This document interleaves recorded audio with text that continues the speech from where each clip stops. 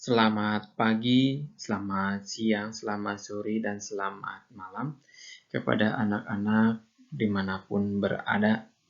Salam sehat, semoga anak-anak selalu dalam keadaan yang sehat.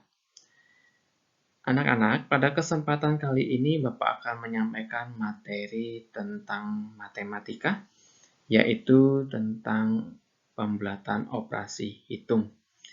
Pada pertemuan sebelumnya, Bapak sudah menyampaikan bagaimana cara melakukan pembulatan operasi hitung ke satuan dan ke puluhan terdekat.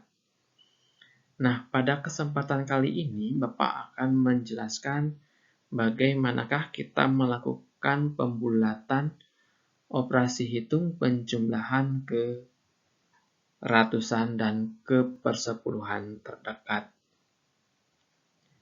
Sama halnya dengan melakukan pembulatan penjumlahan ke satuan dan ke puluhan terdekat, pembulatan penjumlahan ke ratusan dan persepuluhan terdekat, kita melakukan terlebih dahulu pembulatan. Setelah melakukan pembulatan, baru kita dapat melakukan operasi hitung. Nah, bagaimanakah cara melakukan pembulatan penjumlahan ke ratusan terdekat? Contoh. 1. 245 ditambah 256. Maka pembulatannya adalah 200 ditambah 300, maka hasilnya kira-kira adalah 500. Contoh yang kedua, 450 ditambah 321.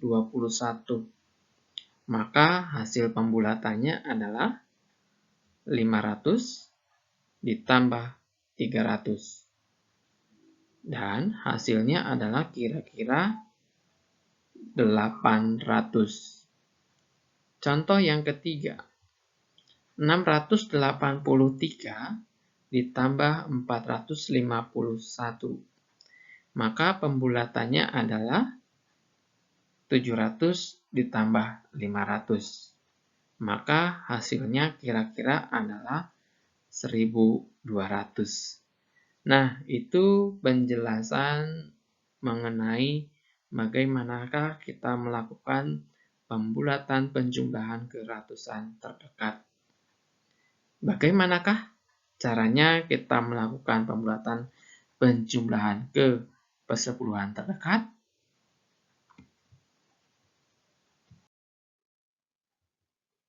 Pembulatan penjumlahan ke persepuluhan terdekat. Bagaimanakah cara melakukannya atau prosesnya? Prosesnya sama ketika kita melakukan pembulatan penjumlahan ke satuan, ke puluhan, dan ke ratusan terdekat. Yang perlu kita lakukan adalah kita melakukan pembulatan terlebih dahulu.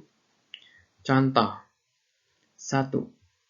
5,12 ditambah 4,56, maka hasil pembulatannya adalah 5,1 ditambah 4,6. Nah, apakah ada perbedaan ketika melakukan penjumlahan bilangan tanpa koma dengan bilangan yang menggunakan koma? Tentunya ada sedikit perbedaan. Prosesnya, supaya lebih mudah, kita melakukan perhitungan dengan cara susun ke bawah. Dengan syarat adalah penulisan komanya sejajar. Maka kita menghitungnya menjadi 5,1 ditambah 4,6 sama dengan 9,7. Di sini perbedaannya adalah dalam penulisan koma. Penulisan komanya harus sejajar antara yang atas dengan yang bawah. Maka hasilnya kira-kira adalah 9,7. Yang kedua, 7,78 ditambah 2,11. Maka pembulatannya adalah 7,8 ditambah 2,1.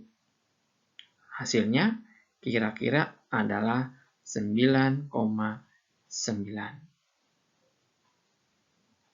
Yang ketiga, 6,78 ditambah 6,86, hasil pembulatannya adalah 6,8 ditambah 6,9.